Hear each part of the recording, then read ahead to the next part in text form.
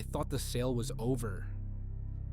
But when I saw the same car parked outside my house night after night, I realized the buyer wasn't finished with me. A few months ago, I decided to sell an old flat-screen TV. It still worked fine, but I had upgraded, and it was just taking up space. I posted it on Craigslist for cheap, figuring someone would snatch it up quickly. I got a reply almost immediately from a man named Rob. His messages were short, polite, and to the point. He said he'd come that evening. At around 7 p.m., a dark sedan pulled up in front of my house. A man stepped out, average height, maybe mid-40s, wearing a faded baseball cap pulled low. He barely said 10 words. Handed me cash, loaded the TV into his trunk, and drove away.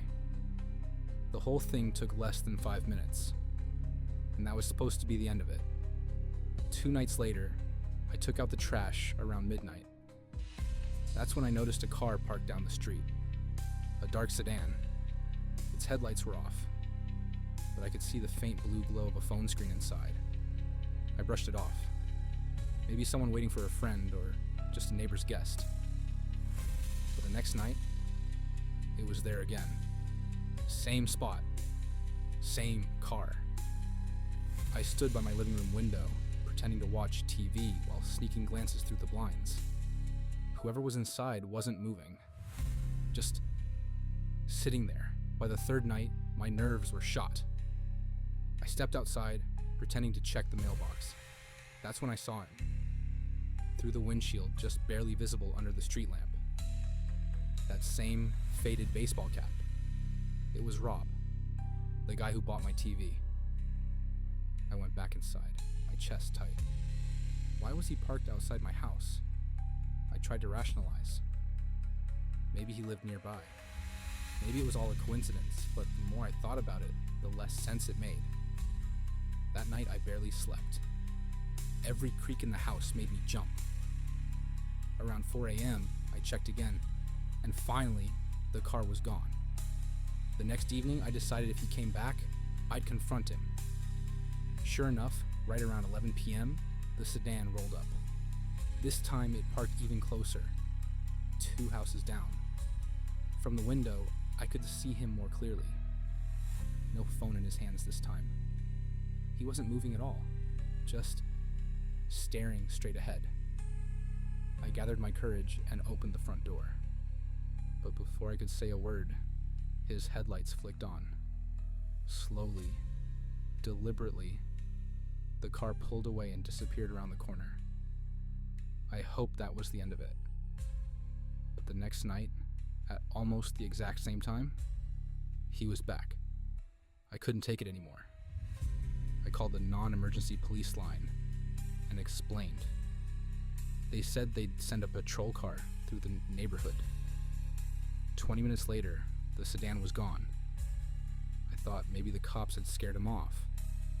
But the next morning, when I stepped outside, I noticed something under my doormat. A single folded sheet of paper. No note, no handwriting, just a printed photo. It was a picture of me, sitting on my couch in my living room, staring at my phone. It had been taken through my window. My stomach dropped. I had no idea when it was taken. I hadn't heard anyone outside, but someone had been standing there in the dark, watching me. I filed a police report that day. They took it seriously, but with no plate number and no direct threat, there wasn't much they could do. They told me to keep my doors locked, install cameras if I could, and call 911 if he came back. That night, I barely moved from the window. For hours, I waited, but nothing. The street was quiet. For the first time in a week, I thought maybe it was over, until around 3 a.m., I woke up to a faint click, like the sound of a door latch. I sat up, holding my breath. From the living room, I saw the glow of headlights, spilling faintly through the blinds. The car was back, parked right in front of my house this time. But when I looked closer, the driver's seat was empty. I didn't notice the sound the first night, but by the second, When I woke to scratching beneath where I was sleeping, I knew it wasn't in my head. I had just moved into a small, half-furnished apartment after ending a bad relationship. Money was tight, and I was trying to get by on whatever I could find secondhand. That's how I stumbled across the Craigslist ad. It read, "Free couch. Must pick up today. No stains. No bugs." The picture showed a simple, gray sofa. Nothing fancy, but better than sitting on the floor every night. When I messaged the seller, the only response I got back was an address and one sentence: "First come, first serve." I drove over that evening. The house was run down, paint peeling, but the couch was already sitting outside on the curb. I knocked on the door out of courtesy, but no one answered. Part of me was relieved. It felt like they didn't want to deal with anyone, just wanted it gone. Dragging it up into my apartment nearly killed me, but when I got it inside, I felt accomplished. The place felt more like home. That night, I passed out watching TV. I woke up around 3 a.m. in complete silence, and I swear, I heard something faint, almost like fabric shifting beneath me. I brushed it off as the building settling and went back to sleep. The second night, it happened again. But this time, it was clearer. A slow, irregular scratching sound. Scratch. Pause. Scratch, scratch. Pause. It was coming from the couch itself. I sat up, my heart pounding, listening. The sound stopped the second I turned on the lamp. I pressed my hand against the cushion. For just a moment, I swore I felt a faint vibration, like something shifting beneath the fabric. I grabbed my phone flashlight, searching the seams and cracks. Dust, crumbs, nothing unusual. Eventually, I convinced myself I was imagining it. By the third night, I was dreading bedtime. Sure enough, sometime after 2:30 a.m., I woke to the sound again, only louder, sharper, like claws dragging slowly against wood or metal inside the frame. I shot up, breathing hard. The scratching stopped immediately. The silence in the room was worse than the noise. It was the kind of silence that feels like someone is holding their breath with you. I couldn't take it. The next morning, I tore the couch apart. I pulled off every cushion, checked the frame, even tipped the whole thing upside down. All I found were some coins, lint, and a strange old key wedged into the fabric lining. No rodents, no bugs, nothing to explain the noise. That night, I decided to sleep in my bed instead.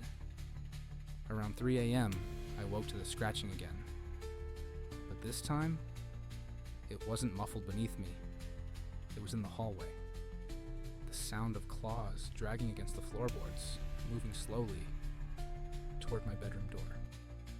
I held my breath, clutching the blanket to my chest. Then, silence. I sat there for what felt like hours, staring at the door. When I finally built the courage to look, there was nothing there. The next morning, I dragged the couch out to the curb. By afternoon, it was gone. Someone else had taken it. That night, I finally slept peacefully. No scratching, no noises. But just before dawn, I woke up gasping. The air in my room felt heavier, harder to breathe. And in the dim light coming through my window, I saw it. A faint outline in the corner of my room, low to the ground. Still, watching. I blinked once, and it was gone. I tell myself I was imagining it. But deep down, I know the truth. That couch wasn't empty when I found it. And whatever was inside, it followed me home. The ad promised a cozy one-bedroom apartment. What I found instead was a cold basement with chains bolted into the floor. This happened a few years ago, when I was desperate for a place to live. I had just gone through a messy breakup, and I couldn't afford much on my own. Craigslist was my only option. Hours of scrolling finally led me to a listing that seemed perfect. Basement apartment for rent. $400 per month, all utilities included. Private entrance. Available immediately. The photos were dim, uninviting, but I was desperate. I messaged the number in the ad, and within an hour I got a reply. A man named Mark said I could come see it that evening. The house was quiet, on a small street with few neighbors. Mark was waiting on the porch, tall, thin, mid-50s with thinning hair and a forced smile. "You're here for the apartment?" he asked. I nodded. He led me around the side of the house, to a narrow stairwell that descended into darkness. The door at the bottom creaked as he opened it. The air hit me immediately, cold, damp, metallic. The smell of mildew and concrete was overwhelming. A single bare bulb swung overhead, casting uneven shadows across the floor. "This would be your living space," he said. His voice was calm, almost rehearsed, but something about the way he stood near the doorway made me uneasy, like he was blocking my only exit. I looked around. The room was unfinished. Concrete walls, low ceiling, bare floor. Then I saw them. 2 thick chains bolted into the far corner of the floor. Each ended with heavy iron cuffs. My stomach dropped. "Are those?" I asked, my voice trembling. Mark glanced at them briefly. "Oh, those were left from the previous owner. He was eccentric. Don't worry, I'll have them removed before you move in." He said it so casually, almost proudly, but the way his eyes lingered on me made my skin crawl. I laughed nervously, trying to act casual. "Yeah, kind of a weird decoration. Some people liked it," he replied, his smile widening unnaturally. I forced myself to keep looking around, pretending to consider the apartment. The only other space was a small windowless room with a drain in the middle of the floor. "This would be the bathroom," he said. The tone in his voice had shifted. It was colder now. The silence in the basement pressed in. Every creak, every echo seemed louder than it should have been. My chest tightened. Finally, I said, "I'll think about it," and stepped toward the door. Mark moved slightly, like he was subtly blocking my path. I froze. For a split second, I thought he wasn't going to let me leave. But then he smiled. Thin, insincere. "Of course. Take your time." He stepped aside. I didn't hesitate. I bolted up the stairs and out to my car. I slammed the door, locked it, and drove away without looking back. Later that night, I checked Craigslist. The listing was gone. Deleted. Completely. Like it had never existed. I tried to convince myself I overreacted. Maybe the chains were really just remnants. Maybe the basement really was just unfinished. But something about the way he watched me, the oppressive cold, the swinging bulb, the windowless drain, it wasn't normal. I still see it sometimes. The basement, the chains, and I keep thinking, it wasn't what I saw that night that scares me the most. It's what might have happened if I hadn't left when I did.